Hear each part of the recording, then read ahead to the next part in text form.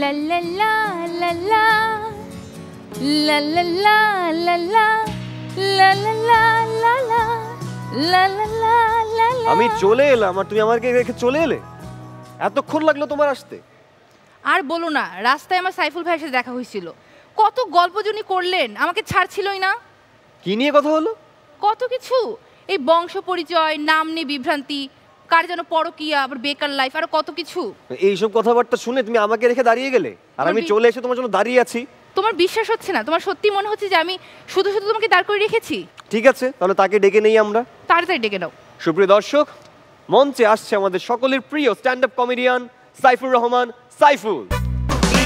এই ঈদে দেশ জুড়ে কেনাকাটার ফুর্তি হবে শুধু বিকাশে, সাথে ডিসকাউন্ট কুপন, ইনস্ট্যান্ট ক্যাশব্যাক।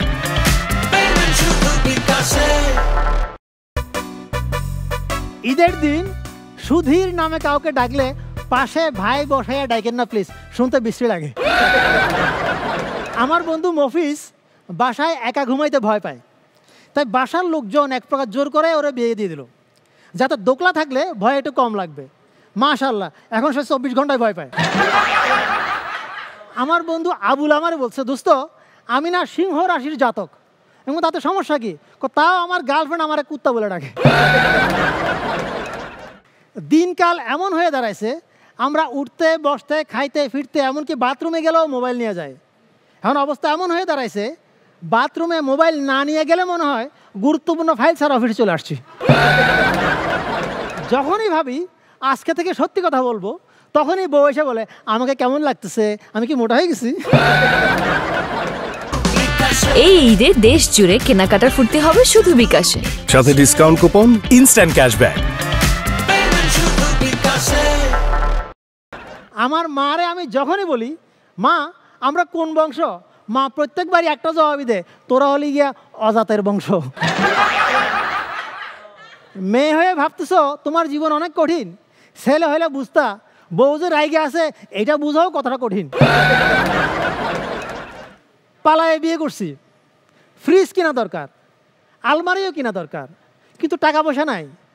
পুরানো আধা নষ্ট একটা ফ্রিজ কিনলাম, ডিপে খাবার রাখি, নর্মাল রাখি কাপড়। একটা টিপস দিয়ে নিন, বউর সাথে প্রেম করুন, বউকে বেশি বেশি গিফট দিন, বউকে ঘুরতে নিয়ে যান, বউকে মন ভরে ভালোবাসুন। কার বউ এটা দেখার দরকার নাই। ধন্যবাদ।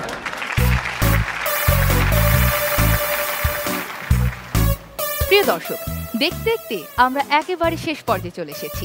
আমরা চেষ্টা করেছি আপনাদের মনে নির্মল আনন্দ সৃষ্টি করতে। আপনাদের ঈদকে আরো আনন্দের, আরো খুশি করার জন্যই আমাদের এই আয়োজন। আমাদের এই অনুষ্ঠানটি নিছক মনোরঞ্জনের জন্যই বানানো, কাউকে কষ্ট বা আঘাত দেওয়ার জন্য নয়।